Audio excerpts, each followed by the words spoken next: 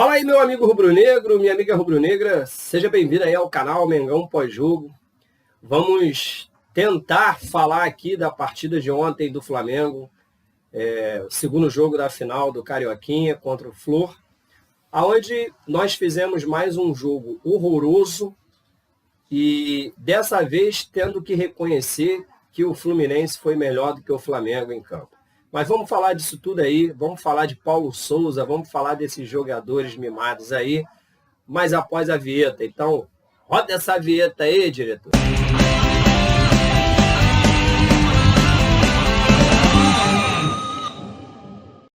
Bom, meus amigos, vamos falar sobre o Flamengo, né? Porque o jogo em si foi de dar medo, terror na gente. Pelo fato de que terça-feira nós temos um jogo pela Libertadores, e eu tenho que confessar aqui para vocês que a minha expectativa para esse jogo de terça é das piores possíveis. O Flamengo deveria estar hoje já com um time, não vou dizer que um time voando, que isso aí a gente sabe que com 3 meses de trabalho, nem 3 meses ainda tem, quase 3 meses de trabalho, não seria possível. Ninguém é mágico para fazer um time estar voando em 3 meses. Isso aí é ilusão. Mas pelo menos que a gente pudesse já ver um time encaixado, um time já tendo aquilo que a gente chama de a cara do técnico. Pois é, o time do Paulo Souza não tem nem a cara dele, e sei lá, eu acho que nem a cara de ninguém, tá? Um time feio, um time que ontem estava uma bagunça, a gente tem que ser realista aqui no canal. O time ontem estava uma bagunça, todo desorganizado, teve momentos que eu vi o Davi Luiz jogando de ponta esquerda. Então, assim, é algo preocupante de fato. Eu nunca vi um Flamengo jogar tão mal, assim, pelo fato de que o Flamengo não tinha uma saída de bola. Todas as bolas do Flamengo eram chutões para frente. Quando não eram chutões dados pelo Hugo, um desses, por sinal, resultou no gol do Flamengo, numa jogadaça do Arrascaeta.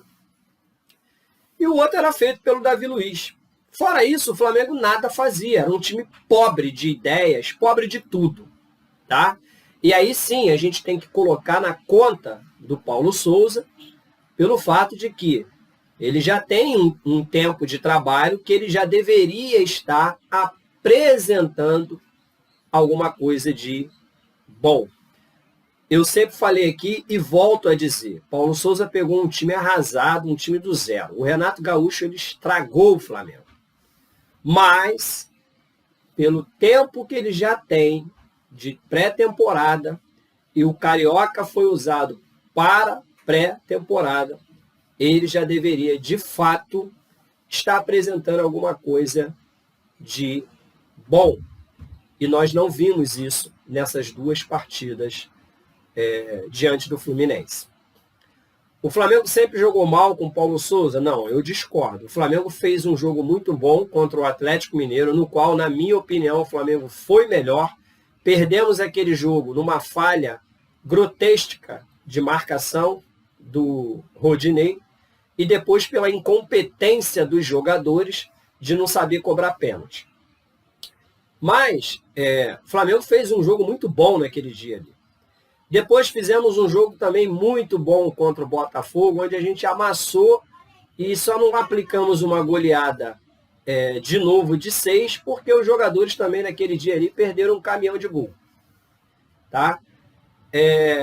Fizemos um jogo também bom contra o Resende, mesmo aquele jogo que foi empate, o Flamengo perdendo de 2-0, foi lá, conseguiu buscar o empate. Num jogo que, se não fosse as falhas bizarras do Diego Alves, nós teríamos, de fato, vencido aquela partida. Né? Então, até ali, as coisas caminhavam bem. O Flamengo vinha bem até ali. Oscilava um jogo ou outro, fazendo uma partida regular, outra boa, mas isso fazia parte do projeto, é normal, porque é início de trabalho. Só que após o jogo contra o Resende, quando nós entramos nessa fase de semifinal do Campeonato Carioca, pegamos o Vasco em 2 partidas onde jogamos muito mal. Vencemos porque o nosso time ele é infinitamente melhor que o do Vasco. Tá? É gritante a diferença do Flamengo para o Vasco hoje. E por isso vencemos os 2 jogos. Por placares mínimos, vamos ser realistas. Mas aí também, vamos ser justos também, né? Que nego achar que todo jogo a gente vai dar espetáculo e goleada de 4-5-0 é mera ilusão. Renato Gaúcho começou atropelando todo mundo e o fim da história a gente sabe muito bem como foi. Porém, nós chegamos na final do Carioca com 10 dias de treino. O Fluminense jogou pela Libertadores, depois passou sufoco para se classificar contra o Botafogo. E nós tivemos 10 dias para treinar. E aí, dentro desses 10 dias que nós tivemos para treinar, o que você espera é que quando chegue no domingo, na quarta-feira, que foi o primeiro jogo, por exemplo, o time apresentasse um futebol melhor do que apresentou contra o Vasco da Gama. E o que nós vimos foi o contrário. O Flamengo estava perdido. Naquele jogo da quarta-feira, o Flamengo até foi, de fato, dominante. O Flamengo não passava susto naquele jogo. Criou algumas oportunidades, mas muito pouco, para um time com a qualidade técnica que tem de jogadores e para quem queria ser campeão, até chegar o momento da substituição que o técnico fez na saída do Fabrício Bruno, que ele me coloca Léo Pereira, o que ninguém entendeu de fato, porque se o Léo Pereira ele é um jogador canhoto, é óbvio que ele jogando na direita ele vai ficar torto. E aí, para variar, o Léo Pereira ele é um pereba, né? E aí pisou na bola e resultou no gol do Fluminense. E depois o Flamengo se desestruturou. E aí veio aquela jogada bizarra do Willian Arão, onde ele simplesmente vai trotando, né, atrás do jogador do Fluminense, e ele ainda consegue ser ultrapassado pelo juiz, um senhor que deve ter quase 70 anos de idade, conseguiu correr mais que o Willian Arão. Então é algo de fato preocupante. Sem contar o Felipe Luiz, que foi dividir a bola com o Cano com um pezinho de moça. Aí é mais complicado ainda. Bom, então assim, a minha crítica ao Paulo Souza é essa. Eu acho que deveria já estar apresentando alguma coisa de melhor. E isso não aconteceu. Eu vi bons jogos do Flamengo, até no jogo contra o Resende. Eu não vou falar também do jogo contra o Bangu, esse, por sinal, estava no Maracanã, porque também o Bangu não é muito parâmetro. Tá? O Bangu é um time fraco. Eu queria ver um futebol melhor nos jogos contra Fluminense e Vasco. E isso a gente não viu. O Flamengo veio numa decadência. Tá? O Flamengo veio numa decadência após esse jogo aí contra o Resende. E aí é onde eu quero chegar. Essa decadência do time, será que ela é culpa só do técnico? E aí é que eu entro com a minha opinião. Eu acho que não. Eu nem digo eu acho, eu tenho certeza que não. Porque o processo de fritura do Paulo Souza, ele já começou. Basta você, torcedor, pega o vídeo aí do jornalista Mauro César, que tem aí no YouTube, assiste o vídeo dele. Você vai ver que de fato está acontecendo. E aí, infelizmente também, a gente vê parte da torcida do Flamengo embarcando nessa. Eu vi comentários do tipo, como é que um técnico que tem 38%, 40% de aproveitamento na carreira vai dar certo no Flamengo? Pô, se for levar por esse lado aí, então vamos lá. O Rogério Ceni, ele, quando veio para o Flamengo, ele vinha de um bom trabalho no Fortaleza. Ele foi campeão lá da Copa do Nordeste pelo Fortaleza. Ele reestruturou o Fortaleza. Rogério Ceni vinha fazendo um ótimo trabalho no Fortaleza. E sejamos justos também com o Rogério Ceni. Ele é um cara estudioso de futebol. Ele não é um cara bobão, ele conhece de futebol. E aí o Flamengo foi lá buscar o Rogério Ceni depois do Domenech ter tomado algumas goleadas e aquela contra o Atlético Mineiro, onde ele praticamente, após tomar aquela goleada, ele disse que estava em segundo lugar no Brasileirão. Tipo, passou um pano enorme naquela goleada. Então o Flamengo foi lá, contratou um técnico que, naquele momento, era, de fato, considerado um dos melhores do Brasil. Então o Rogério Ceni chegou no Flamengo, chegou com o status de bom treinador. Rogério Ceni não chegou como um estagiário no Flamengo. E aí, o que nós vimos? É que a história foi se repetindo. No início do trabalho, jogadores elogiando o trabalho do técnico, jogadores satisfeitos com o técnico, dizendo até que o Rogério Ceni era um cara mais aberto ao diálogo do que o Domenech, que os treinos do Rogério Ceni eram melhores que o do Domenech. Basta pegar aí, ó, vai na mídia aí, você vai ver que tem isso aí sendo falado pelos jogadores. E aí o Flamengo começou a vencer algumas partidas e depois, novamente, começa a decair. Rogério Ceni mandava o Gabigol fazer uma coisa dentro de campo, e dentro de campo mesmo, o Gabigol já batia a boca com o Rogério Ceni. O próprio Gerson fez isso, não satisfeito com uma substituição. E o Rogério Ceni começou a ser fritado por esse elenco aí. E olha que eu tenho minhas críticas ao Rogério Ceni. Tá? Eu tive minhas críticas ao Rogério Ceni. Eu acho que o fato de ele ter colocado o Ilharão de zagueiro, por exemplo, não foi porque ele quis inovar, foi porque ele queria arrumar uma vaga para o Diego jogar no time do Flamengo. É simples isso. Não foi porque ele inovou. Porque, de fato, o Ilharão não se adaptou àquela posição ali. Nunca jogou naquele lugar ali. Mas, e quanto mais você botar um jogador pereba para querer se adaptar a uma outra função, não vai funcionar mesmo. Mas não era nem essa a crítica em si. E o Rogério Ceni foi fritado. E aí veio quem? O Renato Gaúcho. O Renato Gaúcho, quando ele chega no Flamengo, ele chega com o status de um dos últimos técnicos campeões da Libertadores e da Copa do Brasil no futebol brasileiro. O Renato Gaúcho, lá pelo Grêmio, ele só não foi campeão do mundo, igual o Jorge Jesus aqui no Flamengo. O Renato só não foi campeão do mundo. E, claro, brasileiro.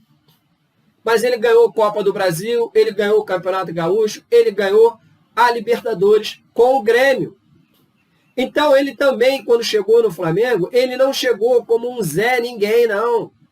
O Renato chegou com respaldo, percentual de vitórias e títulos lá em cima. E o que aconteceu?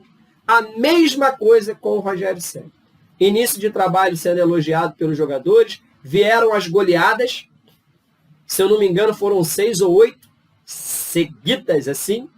O Flamengo ia atropelando todo mundo que via pela frente, até que, de repente, o que aconteceu? Começou a descida da ladeira. E aí, o fim a gente sabe. O jogador iFood entregando a paçoca, lá no dia da final da Libertadores, o Renato faltando o treino do jogo da final, e por aí vai aquela zona que foi. E agora nós temos quem? Paulo Souza. Paulo Souza chegou em janeiro. Nas primeiras semanas de trabalho, o que nós vimos de relato dos jogadores? Estamos gostando do trabalho do técnico, muito bom, é um cara estudioso. Estamos aprendendo muitas coisas novas. Foram essas as palavras dos jogadores. Foram essas. No dia que o Flamengo acho que venceu, não sei se foi o Bangu, se foi o Vasco, sei lá quem foi, o Felipe Luiz deu uma declaração dizendo que estava tudo bem, que estavam gostando, e que inclusive ele deu uma entrevista para a Flá TV dizendo, ele, Felipe Luiz, dizendo que ele estava se adaptando melhor à posição que ele estava jogando do que antes, que ele jogava de lateral esquerdo. Para quando chegar no primeiro jogo da final contra o Fluminense, ele dizer que está faltando química ao time do Flamengo, com o técnico. Então, torcedor, eu quero que você entenda de uma vez por todas que esse elenco do Flamengo aí, quem não faz parte da panelinha do Diego Ribas, é fritado sim. É fritado. E aí, assim, com todo o time, com todo o jogo feio que o Flamengo apresentou ontem, eu coloco na conta do técnico, tá? Eu estou do lado do técnico. Eu não vou ficar do lado desse elenco. Por quê? Porque esse elenco aí também já deu. Ontem nós vimos um Bruno Henrique que nenhuma bola conseguia dominar. O Bruno Henrique conseguiu perder na corrida para o Ganso. Cara. O Ganso tomou uma bola do Bruno Henrique. Tem noção disso? Torcedor, você precisa entender que já se passaram 3 anos do título de 2019 da Libertadores. Esses jogadores estão 3 anos mais velhos. O Bruno Henrique já não tem mais a mesma velocidade que ele tinha 3 anos atrás. Não tem. O Diego Alves, mão de jacaré, bracinho, melhor dizendo, bracinho de jacaré, já era para o Flamengo ter feito um jogo de despedida para ele, agradecendo a ele pelos serviços prestados e mandado embora. Mas não, tá essa paternidade lá no clube. Essa paternidade. Então, a reformulação que o futebol do Flamengo precisa ter, deveria ter começado lá em 2021, quando nós ganhamos o Brasileirão, naquele jogo fatídico que ficamos vendo pela tela do celular. Era ali que tinha que começar a reformulação. Hoje, o Flamengo acha, e o torcedor do Flamengo também acha, que trazer Jorge Jesus para o Flamengo vai resolver todos os problemas do Flamengo, que nós vamos voltar a amassar todos os adversários e atropelar todo mundo. Pô, peraí, irmão. Então quer dizer que se a gente trouxer o Jorge Jesus, tudo se resolve? Pô, então esse elenco só sabe jogar com o Jorge Jesus. A resposta que a gente tem é essa. Ah, então esses caras aí só sabem jogar com o Jorge Jesus. Tipo, se não for com o Jorge Jesus, a gente não consegue. Então tá tudo errado. Porque, sinceramente, eu quero que Jorge Jesus seja muito feliz na vida dele. Porque ele rejeitou o Flamengo por 2 vezes. Então eu não vou ficar aqui pedindo cabeça de técnico para trazer Jorge Jesus de volta. Porque Jorge Jesus não estava nem aí pro Flamengo. Jorge Jesus não está nem aí pro Flamengo. E se demitirem esse técnico aí, a gente não vai ter outro técnico europeu aqui, nem hoje, nem mais nunca. Porque qual técnico europeu que vai vir para um clube que em 3 meses de trabalho demite o técnico? Porque perdeu o grande carioca. Ninguém nem vai lembrar que o Fluminense ganhou essa porcaria desse torneio lá pelos meados de julho e agosto. Ninguém nem vai lembrar, a não ser a torcida deles mesmo, que só vai ter isso para comemorar. Então, a gente precisa acordar. A reformulação que era para ter sido feita pela diretoria, quem está fazendo é esse técnico aí, ó. Ele é o cara que está peitando essa mulambada toda que está lá, esse monte de mula cansada que está lá no Flamengo. O Ribas, ele é um marqueteiro. O Ribas, ele tem um grupo fortíssimo dentro do Flamengo. O Ribas só falta mandar no Flamengo, no lugar do Landim. Porque no clube, no departamento de futebol, o Ribas já manda. O Ribas já manda. E, infelizmente, também, a vida do Flamengo ela é decidida por 2.000 playboys que moram no Leblon. Tá? 2.000 playboys moram no Leblon, vão lá, decidem a vida do Flamengo. Eu disse aqui ano passado, a reeleição de Landim era um erro. O Flamengo precisava de uma reformulação e essa reformulação precisava acontecer já de cima para baixo. Mas a reformulação da diretoria não aconteceu e nem vai acontecer pelos próximos 2 anos. Então a gente tem que ir com o que tem. Cabe ao presidente do Flamengo tomar as rédeas do negócio e apoiar o técnico. Porque não dá mais para a gente viver de trocar de técnico a cada 6 meses, ficar pagando multa milionária para treinador. Não dá. A gente precisa reconhecer que jogadores desse elenco aí já tinham que ter ido embora do Flamengo. E aqui, se eu for falar, eu vou nomear os montes aqui. Léo Pereba, René, Rodinei. Rodinei não tem que ter renovação de contrato para esse cara, pelo amor de Deus. Nós estamos em 2022 com o Rodinei de titular. Isso é muito complicado. Por mais que o Mateuzinho, na maioria das vezes, joga mal, eu fico com o Mateuzinho do que com o Rodinei. Porque o Mateuzinho é um jovem promissor. O Rodinei já deu o que tinha que dar no futebol. Não cabe mais no Flamengo. E aí o Paulo Souza está encostando um monte dessas mulas cansadas no elenco. O Flamengo contratou o Marinho. Beleza, eu até gosto do Marinho. Mas o Marinho não consegue entender bulhufas do que o técnico diz para ele. Então tem que ficar no banco também. Acabou. O Everton Ribeiro mostrou que é jogador de 20 minutos do segundo tempo. Porque quando bota ele para jogar os 90, na posição dele, não joga nada. O Bruno Henrique não vem jogando nada desde 2020. Desde 2020 o Bruno Henrique não vem jogando nada. Então não é culpa também do Paulo Souza dele estar jogando mal. Tá? O Gabigol, ele ainda continua sendo decisivo. Mas perde gol pra caramba. O Pedro, depois que inventaram que ele tinha que ir pro Palmeiras, ele nunca mais jogou futebol. Ele nunca mais jogou nada. Então se não quer jogar, bota na geladeira. Porque só sai do Flamengo se pagar a multa rescisória. Porque o Flamengo pagou uma baba de dinheiro por esse garoto. Para ele agora querer ficar fazendo doce de não querer jogar porque ele é reserva do Gabigol. Ah, fala sério. O Pedro tá lá. Quem quiser levar, que pague os 100 milhões de dívida. De multa, perdão. Mas sair porque o jogador tá emburradinho e porque a imprensa de São Paulo fica todo dia falando que ele tem que ir para lá? Não. Porque não tá escrito otário aqui. Não tá, pô. O Flamengo tem que entender isso. A torcida tem que entender e o Pedro tem que entender isso. Então tá tudo errado. Então, tem que demitir esse técnico. Não, não tem que demitir o técnico, não. Tem que deixar ele fazer o trabalho dele. O contrato dele é de 2 anos. Então, que fique lá. Pelos 2 anos. O Paulo Souza nunca foi a minha prioridade. Entre todos os que eram mencionados na época, eu falei do Carvalhal. Eu não conhecia o Paulo Souza. A partir do momento que assinou com o Paulo Souza, o meu apoio é para o Paulo Souza, não é para o Jorge Jesus, não é para ninguém. É para o Paulo Souza. Pronto, acabou. Se não quiseram pagar a multa de técnico, disso e daquilo outro na época, e quiseram trazer esse daí que pagou a multa do próprio bolso, então a gente tem que dar valor a esse cara que está aí. Tem que deixar ele fazer o trabalho dele. Agora, o time todo não está jogando bem porque ninguém entende nada. Pô, peraí, vamos lá.